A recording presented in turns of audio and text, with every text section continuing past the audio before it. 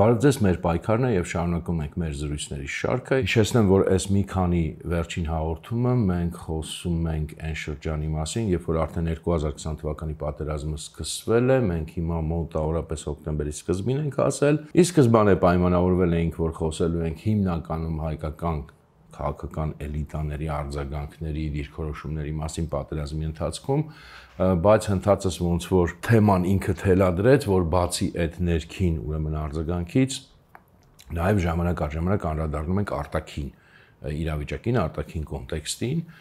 եւ հատկապես մեր սիրելի, այսպես ասած, ռուս-թուրքական վանդակի իմաստով, որովհետև ամեն դեպքում, երբ որ հետադարձ նայում ենք, վերհիշում ենք ավելի մանրամասն, ավելի դետալներով sense նայում ենք փաստերը, ել ավելի լավ է այս պատկերը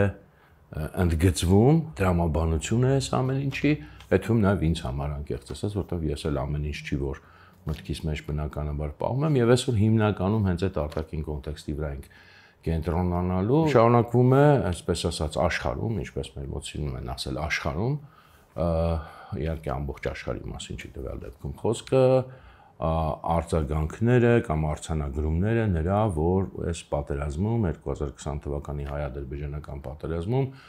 լուրջ դերակատարում ունի Թուրքիան եւ հատկապես Թուրքիայի հովանավորությամբ նաեւ Սիրիայից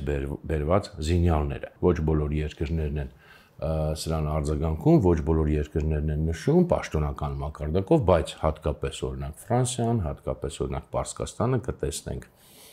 որ սրան արձագանքում են, մի քիչ ավելի զուսպ Ամերիկայի Միացյալ Նահանգները պաշտոնական մակարդակում, լրատվամիջոցների մակարդակում գրեթե բոլորը, այսպես թե այնպես,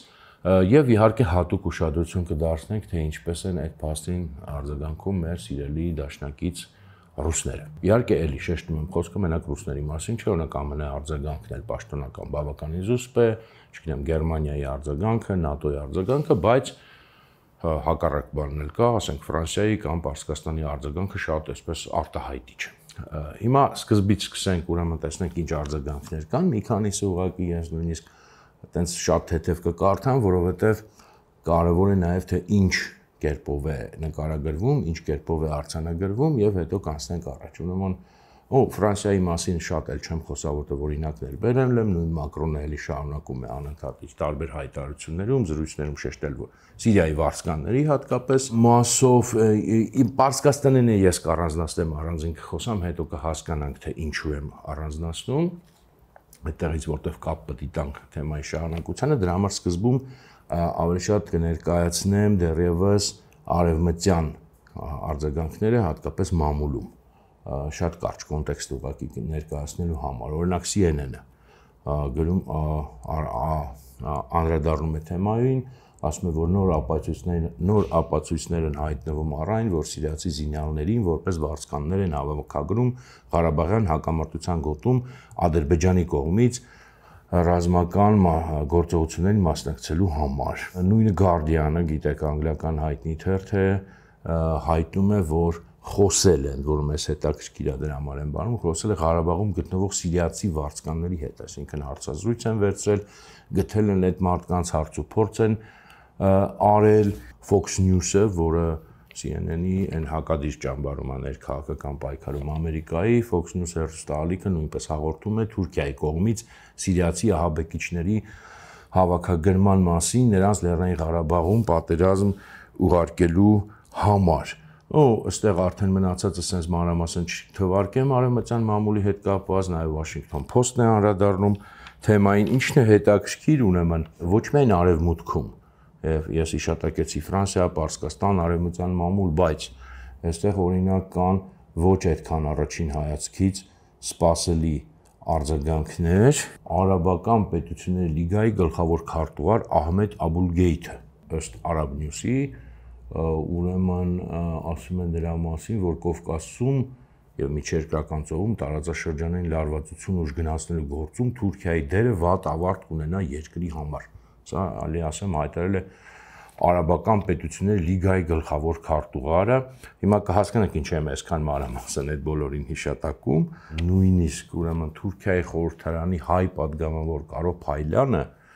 այսինքն Թուրքիայի պատգամավոր,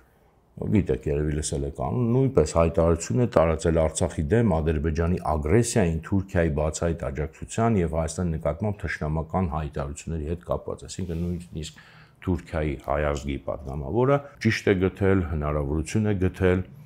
Թուրքիայի դերը այս պատերազմում բացահայտելու եւ շեշտելու, ինչը սրան զուգահեռ տեղի ունենում Հայաստանում հայտարարությունների մակարդակով, ելի հիմնական Թուրքիայի հետ կապված թեմայի շուրջ եմ ուզում ներկայացնեմ, դե բնականաբար շարունակվում է Հայաստանում այդ թեմայի արծարծումը, այդ թվում շարունակում է նաև այդպես այն ինչ որ անցյալ անգամ ներկայացրեցինք, այսպես մի քիչ աղիողորմ ոճով, հատկապես մեր սիրելի վարչապետը, ուրեմն Նիկոլ Փաշինյանը նույնպես այդ ոճը շարունակում է, հարցազրույցում է ասում, բայց անկեղծ ասած չեմ նշել մոտս հարցազրույցներից մեկում, նա ասում է, որ եթե աշխարհը պատշաճ չարձագանքի, ուրեմն Եվրոպան պետք է Թուրքիային սպասի Վիեննայի մատույցներում։ Չմեկնաբանեմ երևի ավելորդ են նույնիսկ ասել, թե ինչքան ոչ արդյունավետ այսպես ասենք հայտարարություն է սա, նախ իհարկե Թուրքիան ոչ մի Վիեննայի մատույցներում էլ չէր հայտնվելու, ոչ մի պարագայում, ինչ էլ լիներ Հայաստանում եւ Արցախում, սա այնքան իհարկե չափազանցությունը քարոզչության մեջ տեղ ունի, բայց սա այնքան ակնհայտ չափազանցված հայտարարություն է, որ բնականաբար ոչ մեկ սա լուրջ չէր ընդունելու, դման վտանգ բնականաբար չկար եւ բացի այդ էլ Թուրքիայով Եվրոպային այդ պահին վախացնելու այդ ասենք մարտավարությունը ինքը բացարձակ ոչ արդյունավետ եւ ոչ հետաքրքիր Թուրքիայի ներգրավվածությունը, մասնակցությունը սա այլ հարց է Ղարաբաղյան հակամարտության մեջ, հա, բայց այդ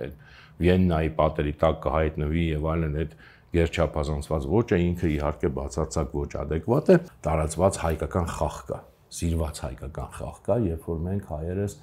շատ լուրջ դեմքով եւ շատ մանրամասն եւ շատ մտահոգված բացատրում ենք իհարկե Ռուսաստանին, ոչ միայն Ռուսաստանին, ընդհանրապես աշխարհին, տարբեր երկրներին, բայց հատկապես Ռուսաստանին, այդ ժանրը գիտեք կա, իրենց շահերը եւ այն վտանգները, որոնք Ռուսաստանին սպառնում են։ Եվ մի օրինակ բերեմ, հասկանալի է, որ բազմաթիվ այդպիսի օրինակներ կան այդ օրերին, մի փորձագետ, ես նույնիսկ չեմ ճանաչում, ով է, խոսում է ուրեմն մեծ Թուրանից, որ Թուրքիան Ադրբեջանի միջոցով Արցախում պատերազմի մեջ մտնելով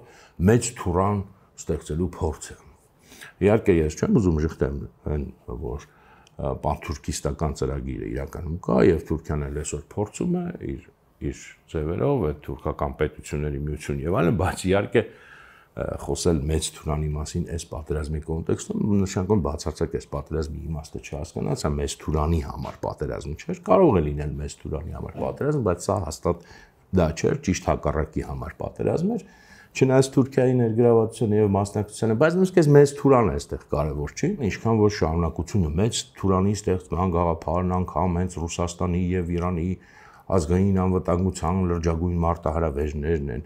ու հետո պատմում է դե Թուրքիան Սիրիայում եւ այլն հիմա էլ Ադրբեջան է ուղարկել զինյալների, այս զինյալների թիվը կարող է հասնել հազարների, որոնք հենց Ադրբեջանից կանցնեն Ռուսաստանի անկայուն հարավային թուրքական ինքնավար հանրապետություններ եւ Իրանի թուրքախոս ատրպատական ապակայունացնելով թռդն թե Իրանը, այսինքն Հայաստանի Հանրապետության եւ Արցախի հաղթանակը օդ ու ջրի պես պետք են ՌԴ-ին եւ Իրանին իրենց իսկ երկրների կայունության եւ ավանդական տեսանկյունից։ Մի կողմ դեռ թողնենք Իրանին, Իրանի մասին խոսանք դեռ, բայց Ռուսաստանին բացատրելը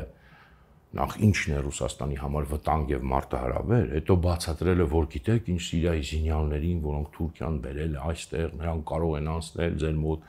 ենթադրել, որ ռուսները տեղյակ չեն դրա մասին, որ այդ զինյալները այդտեղ կան, որ ռուսները տեղյակ չեն, որ Թուրքիայի այդտեղ մասնակցությունից, տեղյակ չեն կարող ճիշտ գնահատել ի տարբերություն հայ ազգի, որ այդքան մեծ ի տարբերություն Ռուսաստանի, այդքան մեծ քաղաքական հաջողությունների է, չէ՞ հասել։ Ռուսաստանը մի հատ պուճուրիկ տենց երկիր է, իսկ Հայաստանը մեծ կայսրություն է, պետք է բացատրի ռուսներին ինչպես վարել միջազգային քաղաքականություն եւ ինչն է վտանգ, շատ բնական է, ուրեմն բացատրել, որ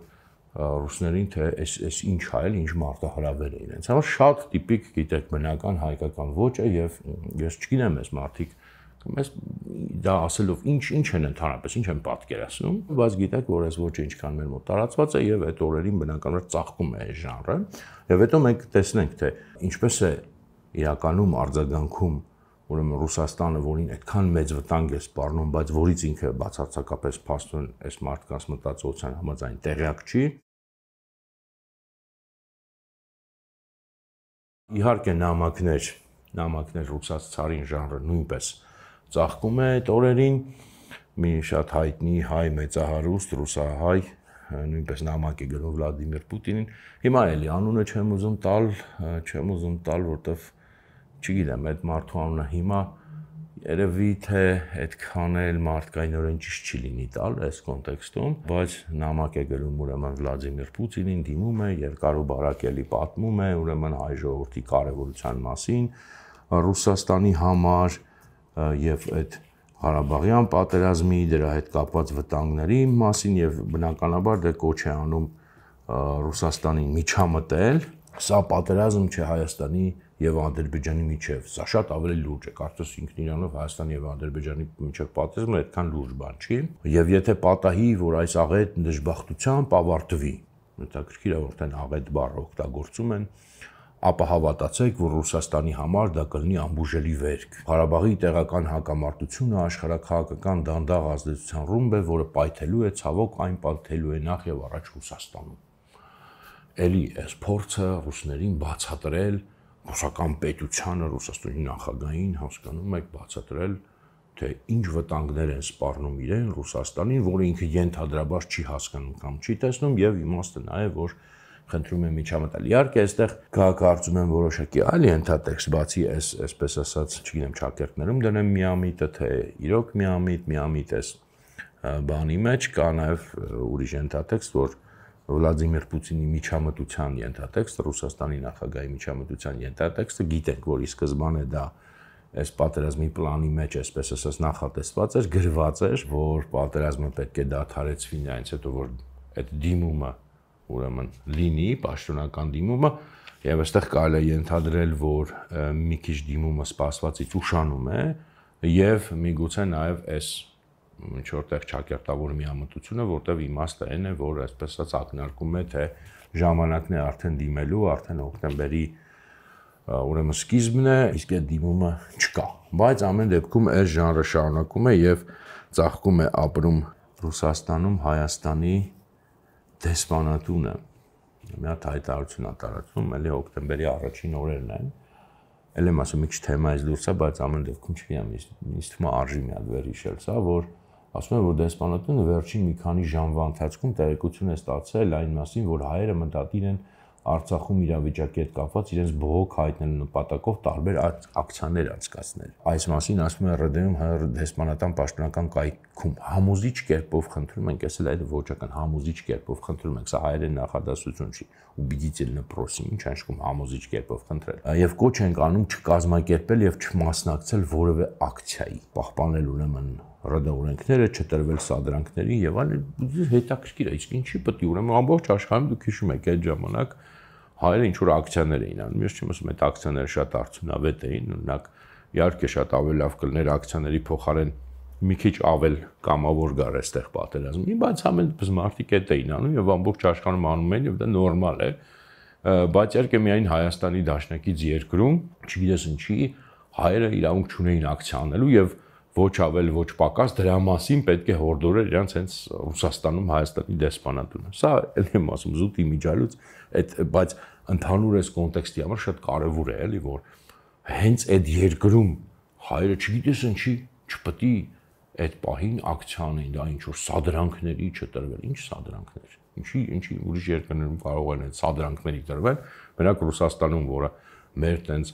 սրբազան, չգիտեմ, սակրալ դաշնակիցն է, չենք կարող սադրանքների չպետք է տրվենք։ Այս ամեն ինչը ես պատմեցի, միգուցե նույնիսկ ձեզ ձանձրացրեցի, բայց որն է այսքանից հետո մեր ուրեմն սիրելի եւ շատ հարգելի Ռուսաստանի արձագանքը այս թեմային, որտեղ մենք տեսանք արևմտյան մամուլում, մասամբ նաեւ պաշտոնական խոսքում, հա, իդեպ Ամերիկայի Միացյալ Նահանգներից մոռացա ներկայացնել, նաեւ պաշտոնական մակարդակում, սա կներեք ամեն դեպքում ասեմ, որ կա որոշակի զգույշ, բայց հայտարարություն ԱՄՆ պետքարտուղար Մարկ Պոմպեոն ասում է, պատասխանելով հարցին, ասում է, որ ԱՄՆ-ն չի ողջունում Ղարաբաղյան հակամարտության ինտերնացիոնալիզացումը եւ մենք կարծում ենք, որ երրորդ կողմերը պետք է հեռու մնան։ Այս բավականին իհարկե զգույշ հայտարարություն, հիմա կարող եք ասել, տեսեք, ամերիկացիներն էլ են զուսպ, բայց այստեղ հարցն է, որ Հայաստանում այդ օրերին այդպես չէր, որ ամերիկացիների հայտարարության վրա էր հույսը, այս ամբողջ ես նաև չի ես երկրորդ մասում ներկայացրեցի, այս ամբողջ նամակները ռուսաց ցարին ես բացատրել է, ռուսներն իրանց շահերը եւ այլն, ամբողջ այս բանը ուղղված է Ռուսաստանին, որ Ռուսաստանը բա պետք է արձագանքի, բայց ինչ բան է, բա տեսեք Թուրքիան միջամտել է, սիրիացի զինյալները, ֆրանսիացիները խոսում են, Guardian-ը գրում է, CNN-ը խոսում է, չգիտեմ, Fox News-ը խոսում է, Արաբական լիգան խոսում է, Թուրքիայի հայ պատգամավորը խոսում է եւ դատապարտում է, եւ իհարկե այս ամեն ինչից հետո սպասելի է, որ այդ խոսացողների առաջին շարքերում ամենասենց հուշկու, հզոր հարվածը պետք է գա ռուսական կողմից, ռուսական մամուլից եւ իհարկե առաջին հերթին ռուսական պաշտոնյաներից, որտեղ դա Ռուսաստանի շահերի դեմ է, Ռուսաստանը սա քանդվելու է այդ ամեն ինչի պատճառով, մեծ թուրանն է գալիս, ուր է Ռուսաստանը։ Հիմա տեսնենք ուր է Ռուսաստանը։ Ճիշտ միանգամից ասենք, իհարկե Ռուսաստանը ի վերջո արձագանքելու է այս թեմային, ի վերջո լինելու են հայտարարություններ, բայց մի քիչ համբերությամբ զինվենք, տեսնենք թե մինչև այդ հայտարարությունները կամ հայտարարությունը միգուցե ինչ է լինում եւ հասկանանք թե այդ հայտարարությունն էլ որ լինելու է, երևի թե միակ քիչ թե շատ էսպես համապարփակ եւ համեմատաբար կոշտ արձագանքը պաշտոնական Ռուսաստանի այս թեմային, փորձենք հասկանանք իսկ ինչ կոնտեքստից է դա ծնվում։ Իսկ դրա համար սկզբից տեսնենք ինչ են ընդհանրապես ռուսները ինչպես են, որտեղ մենք խոսել ենք որ պատերազմի սկզբում գրեթե ոչ մի արձագանք չկա Ռուսաստանից այս թեմային,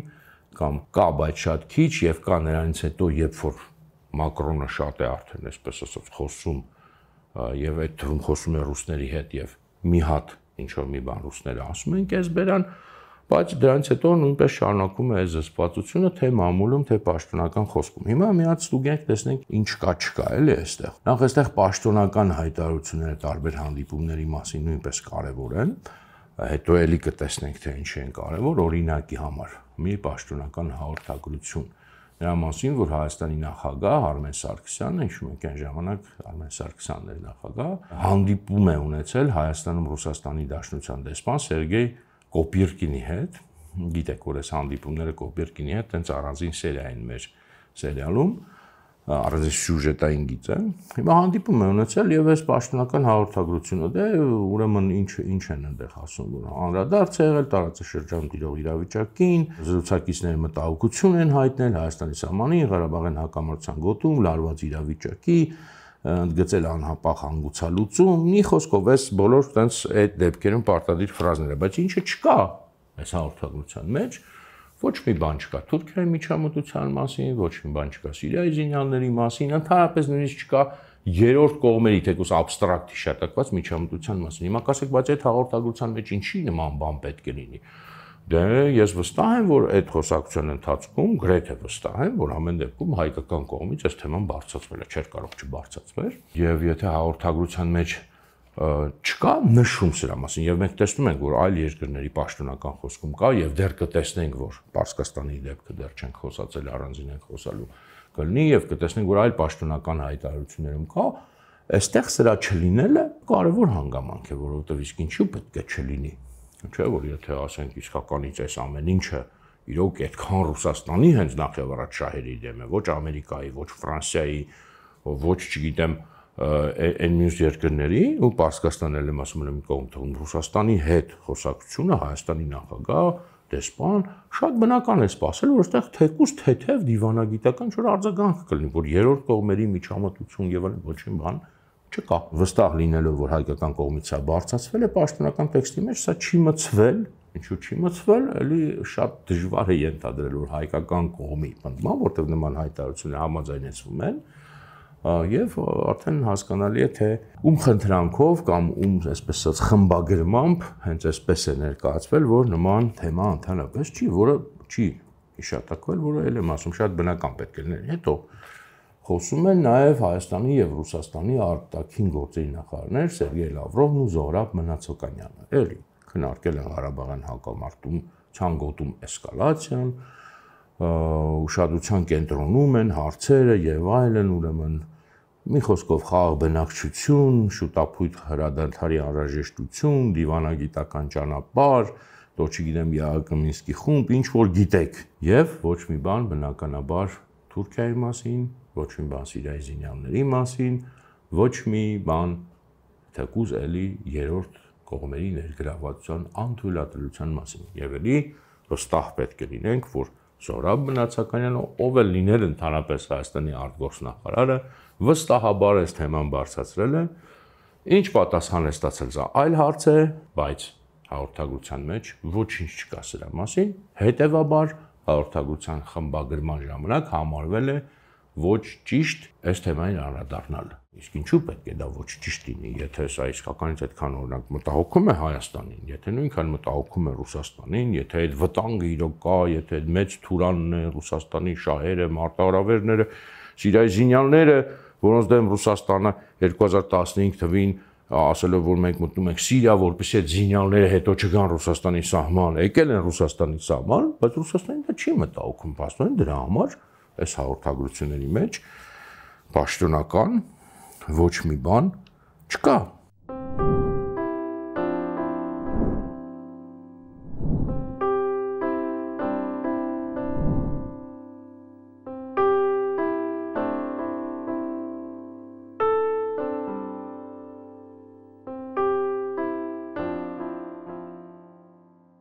Ու Պուտին-Նիկոլ խոսակցություն, էլի նույն բանն է, իդեպ, որ երրորդ արդեն խոսակցություն, էլի պաշտոնական հաղորդագրության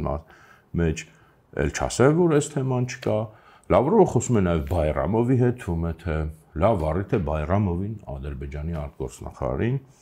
հայտնել մտահոգություն ի վերջո, որ սա ինչ բան է, Բայրամով ջան, հասկացանք հայերի դեմ կռվում եք, բայց ինչու է Թուրքիային բերել տարածաշրջան, մտահոգվում է Ռուսաստանը, Լավրով մտահոգվում է կամ առավել եւս ինչ Սիրիայի զինյալներ, դուք հասկանում եք ինչ եք անում Ռուսաստանի սահմանին բերում եք Սիրիայի զինյալներ, չկա ոչ մի մտահոգություն, պաշտոնական հաղորդագրությունները համենայն դեպս լռում են դրա մասին, իսկ եթե լռում են նշանակում է ճիշտ չեն համարել կամ այդ մտահոգությունը այդքան կարևոր չեն համարել, որպեսզի դրա մասին մեզ պատմեն։ Դրա փոխարեն իհարկե մեզ պատմում են դրա մասին, օրինակ Պեսկովը հերթական անգամ պատմում է, թե Ռուսաստանը ինչ ակտիվ կապի մեջ է Ադրբեջանի հետ, ինչը բնական նաև Թուրքիայի հետ, այդ Ղարաբաղյան թեմայով, Լավրովն է խոսում է, ասում է, ուրեմն Պեսկովը դեֆիցիտ չկա շփումների, ասում է, որ Լավրովը մշտական շփման մեջ է թե Ադրբեջանի, թե Թուրքիայի իր գործընկերների հետ Ղարաբաղյան հակամարտության թեմայով, ռուս-թուրքական եւ ռուս-ադրբեջանական ինչպես նաև ռուս-հայկական երկխոսությունն իրականացում է բարձր մակարդակով եւ մշտապես։ Ռուս-ադրբեջանական եւ ռուս-հայկականը հասկանալի է այս կոնտեքստում, բայց տեսեք ադրբեջանականին բան չեմ ասում, ի վերջո մենք հասկանում ենք հետսովետական երկիր է, Ռուսաստանը կայսրություն է, նա կապեր պետք է փորձի պահպանել հավասարակշռություն, ես այս հարցում իրեն քան չեմ քննադատում ռուսական քաղաքականությունը, հարցերը ամենայնպես չեն ծագում, ինձ համար հասկանալի է, բայց Թուրքիայի հետ ինչ գործ ունեն այդքան ոչ դեֆիցիտային եւ մշտական շփման, ինչ կապ ունի Թուրքիան Ղարաբաղի հակամարտության հետ, որ այդ մշտական շփումը կա, ընդ որում կարելի է ընդհանրել, որ գոնե այդ մշտական շփման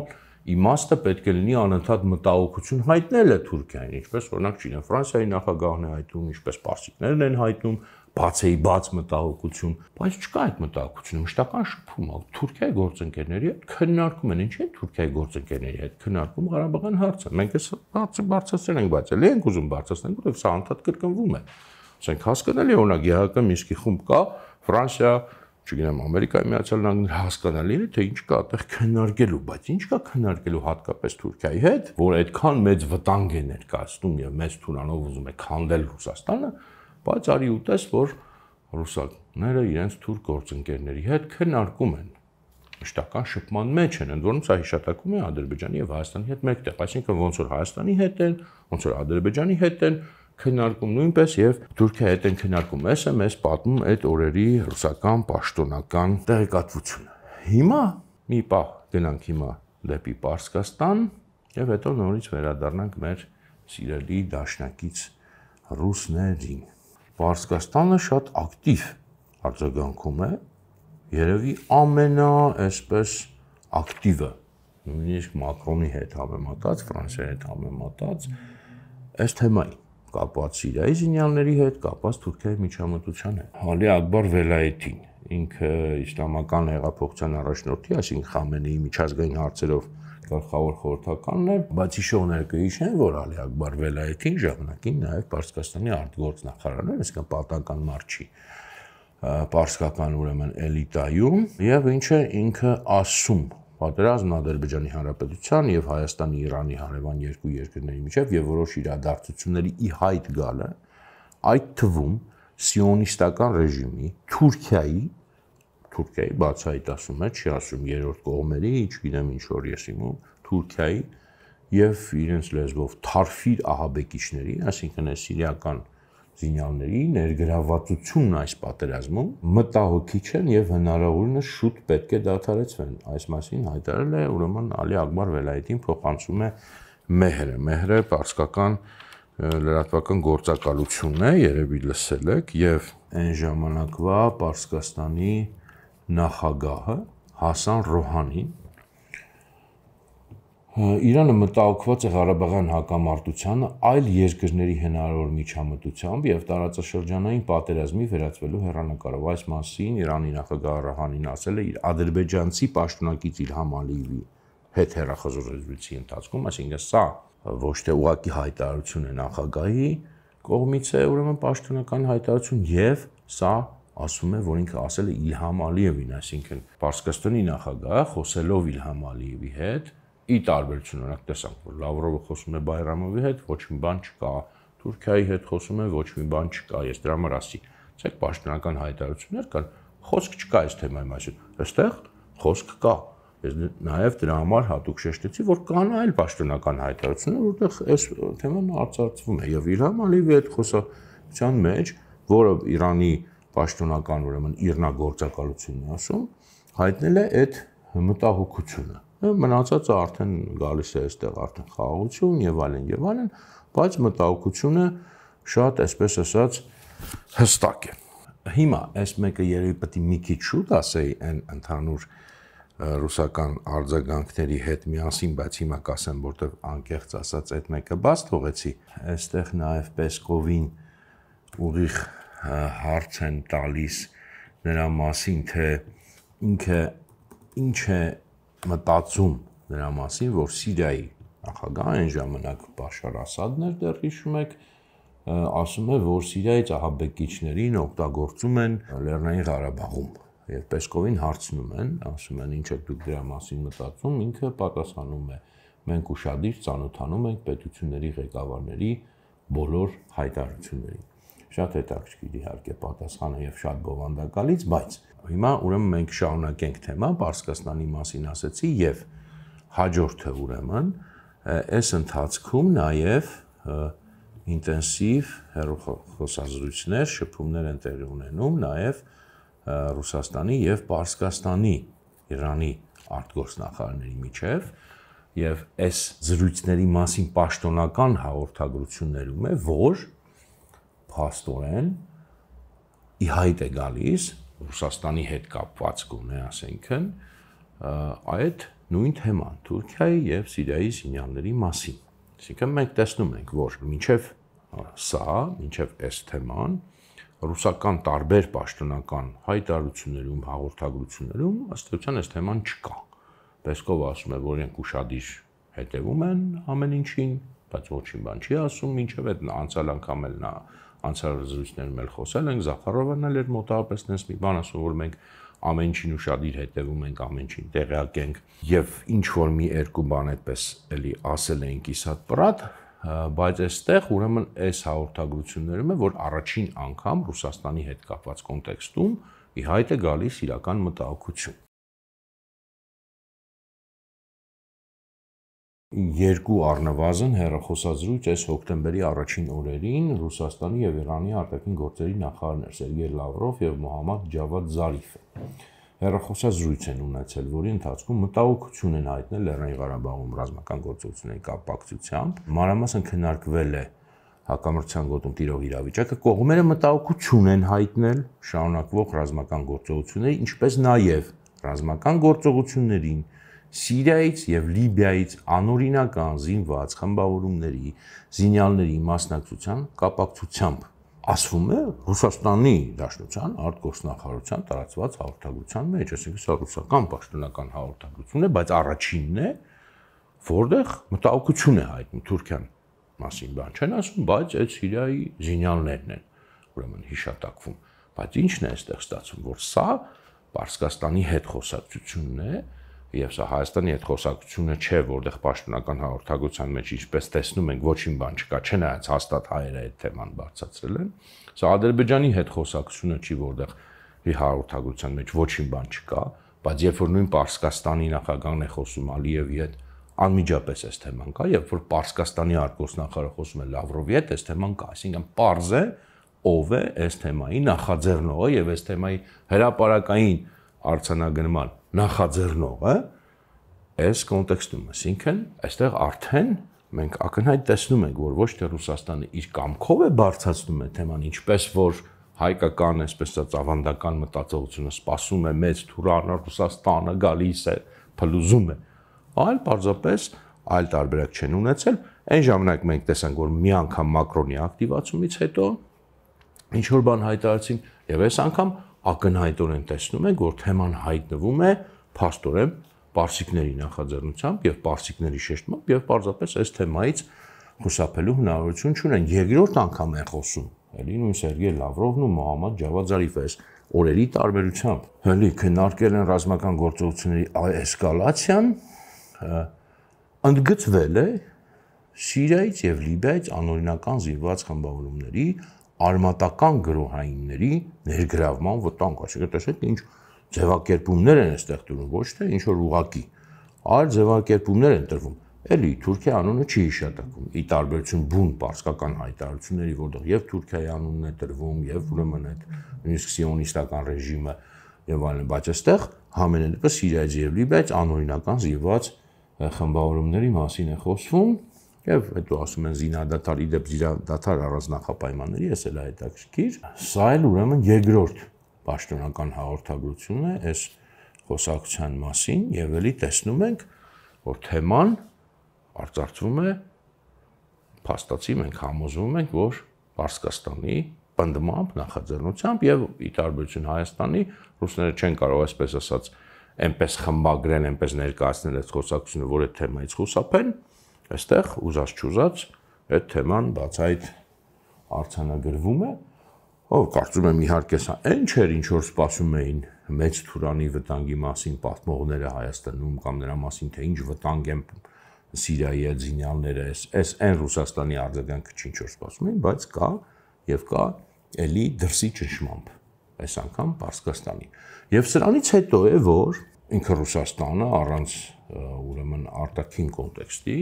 Ռուսաստանից մի բավականին կոշտ վերջապես հայտարարություն է հնչում այս թեմայով, այս ամեն ինչից հետո է շեշտեմ, ոչ թե առաջ է, ոչ թե ման, այլ այս ամեն ինչից հետո եւ փաստորեն այս կոնտեքստում է բառացիորեն տենց գրեթե նույն օրը կամ մեկ օրվա տարբերությամբ այս զրույցներից հետո արդեն եւ նրանից հետո, բացի նրանից, որ պարսիկները ռուսների հետ են խոսում, որ պարսիկները իրենք են բարձրացնում այդ թեման, մի հատ էլ Ալիևի հետ զրույցում են բարձրացնում, Լավրովի հետ զրույցներում են բարձրացնում, այսքանից հետո նոր միայն Ռուսաստանից հնչում է վերջապես, ոչ թե մենք հետևում ենք ամեն ինչին, այլ բավականին հստակ, բավականին կոշտ մի հայտարարություն, որը երևի թե հիշում եք, ես ինքս այս հայտարարությունը մի քանի անգամ տարբեր ֆորմատներում հիշատակել եմ Ռուսաստանի ուրեմն այդ արտաքին հետախուզության պետ Սերգեյ Նարիշկինը մի մեծ, այսպես ասած, անդրադարձյալուն թեմային եւ խոսում է Մերձավոր Արևելքի աղաբեկչական կազմակերպությունների, զինյալներն են տեղափոխվում Ղարաբաղյան հակամարտության գոտի, իրավիճակի ներկայացումը անհանգստություն է առաջացնում, նաև արտաքին գործոնների հիմնովին նոր ազդեցությամբ, ավելին Ադրբեջանի կողմում, ավելին ես եմ ասում, բայց մնացածը մեջբերում եմ, Ադրբեջանի կողմում այդքան բացահայտ եւ միանշանակ կերպով հանդես եկել Թուրքիան, սա առաջին ընդհանրապես դեպքն է, այսպես որ հստակ ռուսները Թուրքիայի թեման են բարձրացնում պաշտոնական մակարդակով, Բացի այդ Ղարաբաղում սրվող զինված դիմակայությունը մագնիսի պես ձգում է զինյալներին տարբեր միջազգային աբեկչական կառույցների։ Թուրքիան հիշատակել է, բայց սրանց էլ իբր մագնիսի պես է ձգում, մագնիսի պես չի ձգում, այս նույն Թուրքիան է բերում եւ նույն Թուրքիան էլ տանելու է հետո։ Ժամանակին ես հրապարակայնորեն նաեւ այս հայտարարությունը հիշատակելով մի քանի անգամ մեկնաբանել եմ այնպես եւ այդպես էի ես մտածում, իմ հիշելով հետո կստուգենք, բայց իմ հիշելով միակ այսպես լուրջ եւ համապարփակ անդրադարձն է Ռուսաստանի կողմից այս թեմային, պաշտոնական, ու համենայն դեպս Նարիշկինի կողմից, ոչ ուրիշին, որը բավական բավական չէ բարձրաստիճան պաշտոնյա է, բայց արտգործնախարար չի, նախագահ չի, եւ ես այն ժամանակ մտածում եմ եւ ասում էի նաեւ, որ սա ապահովագրում է Ռուսաստանի կողմից եղել, որ համենայն դեպս եթե Թուրքիան խախտի պայմանները, որ իրենք նախապես պայմանավորվել են, օրինակ այդ կամ Ադրբեջանը, օրինակ այդ նույն սիրիացիներին անմիջապես պատերազմից հետո դուրս չհանի Արցախի տարածքից, Ադրբեջանի տարածքից, ապա ռուսները այս ապահովագրումը ունեն կամ որևէ այլ ձևի խախտեն ինչ որ պայմանավորություն, իրենք այս ապահովագրումը ունեն եւ համապատասխանաբար կարող են գործողությունների դիմել։ Ես այդպես էի մեկնաբանում։ Համենայն դեպս այս մեկնաբանությունը ես չեմ այսպես ասած չեղարկում, կարծում եմ, որ սա էլ կա, բայց հիմա ավելի ուշադիր նայելով ես հասկանում եմ, որ նաև այս կոնտեքստն է կարևոր, որ այնքան ուժեղ է արտաքին ճնշումը, հարցի արտաքին բարձրացումը, տվյալ դեպքում Պարսկաստանի կողմից, մինչև այդ Ֆրանսիայի կողմից, որ Ռուսաստանը պարզապես չի կարող խուսափել ընդհանրապես այդ թեմայից, որտեղ մինչև այդ խնամքով խուսափում են, տեսանք բոլոր ձևերով, բոլոր հնարավոր տարբերակներով, բայց այստեղ էլ հնարավոր չի եւ բացի այդ պաշտոնական հաղորդագրություններից, որոնք վերաբերում են պարսիկների այդ խոսակցության, իրենք արդեն այսպես ասած ինքնուրույն սեփական նախաձեռնությամբ եւ բավականին քիչ թե շատ հստակ մի հատ տեքստ են տալիս գոնե այս թեմայի մասին։ Իհարկե սա էլ բացարձակ այն չէ, ինչ որ իրականում Ռուսաստանից սպասել էր, այսինքն սպասել էր որն է, եթե իսկապես այդ ամեն ինչը տեղանար Ռուսաստանի կամքին դեմ եւ Ռուսաստանը տեղակ չներ նախապես, ոչ թե ընթացքում, այլ նախապես եւ թույլտվությունը տված չներ, բնականաբար այսպիսի հայտարարություններով չէին իրենք սահմանափակվի, են էլ պատերազմից այսքան ժամանակ անց, են նրանից հետո, որ այդքան պետություն արդեն հայտարարել է եւ այդքան լրատվամիջոց եւ այդքան ակնհայտ այդ թեման, բնականաբար իրենք ոչ թե տենց հայտարարություններ կանեին, այլ պարզապես վերջնագիր կդնեին, որ եթե դրանք տեղից դուրս չեն գալիս, մենք մտնում ենք։ Որտեւ սա այն պետությունը հիշեցնեմ, որ մտել է Սիրիա, Իրանից բավականին հեռու երկիր, հիմնավորելով, որ գիտեք ինչ, մենք մտնում ենք, որտեղ այնտեղ ահաբեկիչներ կան, եթե մենք նրանց դեմը չառնենք, նրանք կգան Ռուսաստան։ Իսկ այստեղ Ռուսաստանից սահմանակից երկրում այդ ահաբեկիչները մտնում են եւ Ռուսաստանը հայտարարությունով է սահմանափակում։ Սա իհարկե ինչը որ սա իհարկե անլուրջ է, բայց համենայն դեպս մենք տեսնում ենք, որ նույնիսկ այս հայտարարությունը, այսպես ասած, ի վերջո իրավիճակի ձեռնով կորզվում է Ռուսաստանից։ Իհարկե ապահովագրման այդ վարկածը մնում է նույնպես ուժի մեջ, բայց նաև այս կոնտեքստում տեսնում ենք, որ ի վերջո ուղղակի sense այլ տարբերակ չկար, արդեն ամոթ էր կոպիտ ասած ոչ մի բան չասել եւ վերջապես ասում է։ Այս ամեն ինչը մենք հերթական անգամ ապացուցում է ցույց է տալիս, ոչ թե նույնիսկ ապացուցում է, ես կարծում եմ հասկացող մարդկանց համար էլ ապացուցելու կարիք էլ չկա, գուցե նույնիսկ ինչ որտեղ օգնել են այդ թեմայից, բայց պատմության համար սա շատ կարևոր է եւ մեր հիշողության համար, որ մենք հիշենք այս ամեն ինչը, դետալները նաեւ օգնում են, որ մենք հիշենք, որ այստեղ իհարկե գործել է այդ ռուս-թուրքական նախնական պայմանավորվածությունը այս ամեն ինչի մասին եւ մենք հիմա տեսնում ենք, թե ինչպիսի արձագանք է այլ երկրներից գալիս, որոնք ռեալ մտահոգված են այս թեմայով, նույն Պարսկաստանը,